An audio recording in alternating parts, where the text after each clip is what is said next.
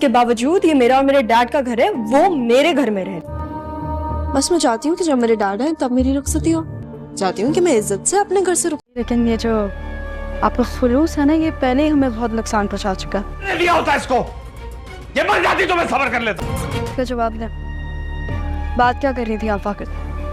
बेहतर होगा कि आप कोई बात करने की कोशिश ना। नाज़रीन, आप देखेंगे कि जब सारा अपने घर बाप के घर आती है और जब वो देखती है घर के हालात तो उसे बहुत ही ख़राब लगते हैं, क्योंकि जब वो अपने बाप से दरवाज़ा खटकाती है तो उसकी कज़न आगे से दरवाज़ा खोलती है तो रक्शी, और जब वो रक्शी देखती है उसे तो उसे धप्पड़ मारने लगती है तो उसका वो हाथ पकड़ लेती है और सारा कहती है, अब अगर तुमने मुझे एक दफड़ भी मारा तो तुम जानती हो कि मैं तुम्हारा ये हाथ तोड़ के ना तुम्हारे हाथ में दे दूंगी। वहाँ रक्षी खड़ी हो जाती है और देखना शुरू हो जाती है ये क्या कह रही है, ये वही सारा है जो मेरे से डरती थी और आज इसने मेरा हाथ पकड़ लिया, तो अभी यही बातें कर रही होती है। तो उसकी माँ आ जाती है और उसकी माँ आती है तो वो कहती है कि तुम्हारी जुर्रत कैसे हुई कि तुम मेरी बेटी पर हाथ उठा। वो ज़ोरदार उसके मुंह पर तमाचा देने लगती है तो वो उसका हाथ पकड़ लेती है और कहती है कि अब फूफा जान, हाथ ऐसे नहीं, हाथ ऐसे मिलाया जाता है, अब गलती ना करना, मुझे मारने के लिए भी यही बातें कर रही होती है। उसकी छोटी से आ जाती है और उससे बातें गले मिलकर कहती है कि अम्मी मम्मा आपका क्या हाल है। वो कहती है ठीक है। कहती है कि बाबा के दिन है। जब यही कहती है तो इशारा करती है कि वो तुम्हारे बाबा आ रहे हैं। जब बाबा उसका ऊपर से आ रहा था तो वो बहुत ही अच्छा लगता है, क्योंकि ज़रा तो अपने बाप से ही मिलने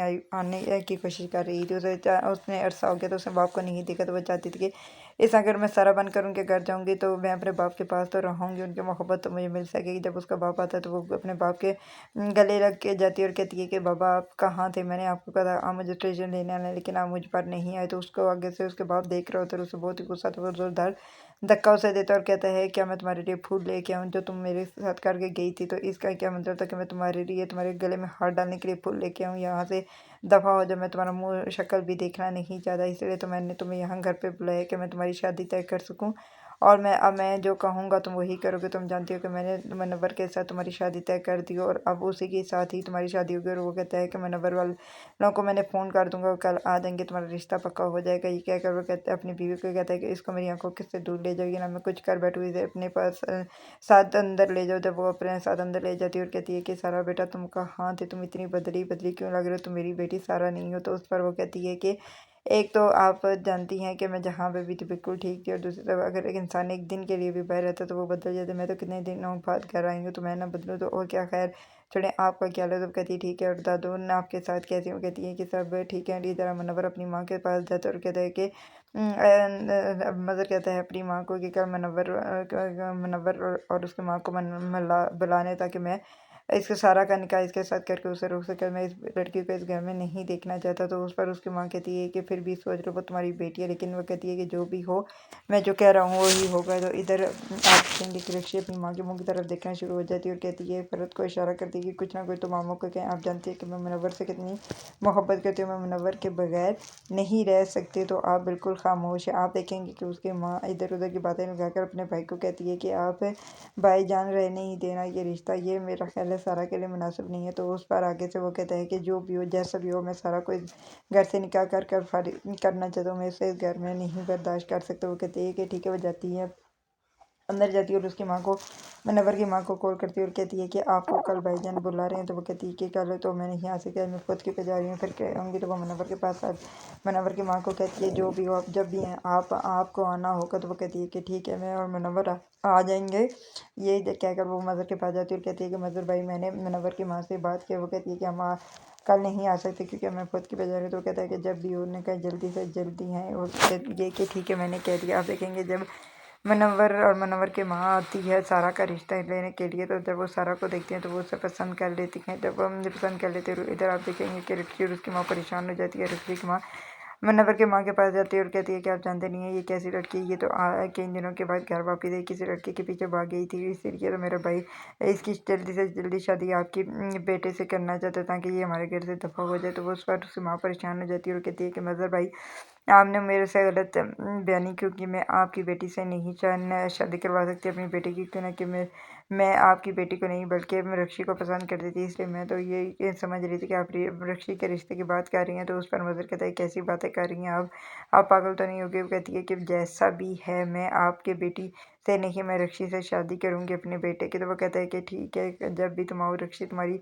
मानत है इसे ब्याह कर ले जाओ। इधर आप देखेंगे कि जब शाजिया भी अपनी बेटी के रवैये से बहुत परेशान होती है, क्योंकि वो देखती है कि वो सारा वही ज़ारा जो कोई काम को हाथ नहीं लगाती है, वहाँ पे सारी काम करती है, अपने लिए रोटियाँ भी बनाती है और किचन में जाकर बर्तन वगैरह भी धोती है, जिसकी वजह से वो बहुत परेशान होती है। शाजिया से रहा नहीं जाता, वो आखिरकार अपनी बेटी के पास जाती है और उससे पूछ ही लेती है कि बेटा तुम्हें क्या हो गया है, तुम वही हो जो इधर से उधर बर्तन नहीं रखती और तुम अपने लिए खाना भी बना लेती हो। तो उस पर आगे से ज़ारा कहती है कि आप मम्मा आपको क्या प्रॉब्लम है, अगर मैं तोड़ फोड़ और लड़ाकी लड़की बनी रहूँ तो तभी आपको प्रॉब्लम है, अगर मैं सीधी या कोई काम करने पर हाथ डालती हूँ तभी आपको प्रॉब्लम है, मैं करूँ तो करूँ क्या है। उस पर वो आगे से वो कहती है कि बेटा ये बात नहीं है, लेकिन मैं परेशान हो गई हूँ क्योंकि तुम्हारा जो रवैया है और तुम बदली हो, तो मुझे शक हो रहा है कि तुम ज़ारा नहीं कोई और हो सकती। तो उस पर वो कहती है कि मम्मा आपको वैसे ही लग रहा है मैं ज़ारा ही हूँ। तो ये क्या कहकर वो अंदर चली जाती है और परेशान हो जाती है। वो फ़ौरन सारा को फ़ोन कर देती है और कहती है कि आज तुम्हारी माँ ने मुझसे ये बात है कि मैं डर गई हूँ, अब अगर तुम जल्दी से वापस आ जाओ ताकि मैं अपने घर वापस जा सकूँ। तो उस पर वो कहती है कि अभी नहीं, अभी तो मेरा यहाँ पर बहुत काम है, जब मेरा काम ख़त्म हो जाएगा तो मैं खुद ही तुम घर वापस आ जाऊँगी। ये कहकर वो वहाँ से फ़ोन बंद कर देती है और इधर सारा बहुत ही परेशान हो जाती है और कहती है कि अब मैं क्या करूँ, क्यों ना कि इन लोगों को मुझ पर शक हो गया है, अगर ज़रा और ज़्यादा शक हो गया तो मैं क्या करूँगी। तो उधर आप देखेंगे कि सारा अपना काम शुरू करती है। सबसे पहले वो अपनी फूफा को कहती है कि आपकी वजह से मेरी माँ इस घर को छोड़ के गई है ना, अब अगर आपने कुछ ऐसी वैसी हरकत की तो मैं आपको इस घर से धक्के मार कर निकलवा दूँगी। तो उस पर वो कहती है कि तुम कौन होती हो मुझे घर से धक्के मारवा कर निकालने वाली। कहती है कि ये मेरे बाप का घर है और मैं इस हक से आपको इस घर से निकाल सकती हूँ, क्योंकि आप लोगों ने जो मेरी माँ के साथ सलूक किया था मैं उसको कभी भी नहीं भूल सकती। तो उस पर वो कहती है कि अच्छा बेटा जो भी है मैं तुमसे माफ़ी मांगती हूँ, तुम मुझे माफ़ कर दो। तो वो कहते हैं या कि ऐसी कोई बात नहीं है, लेकिन मैं आपको ये कह रही हूँ कि अगर अंदर से आपने हुक्मरानी चलाने की कोशिश की तो फिर मुझसे बुरा कोई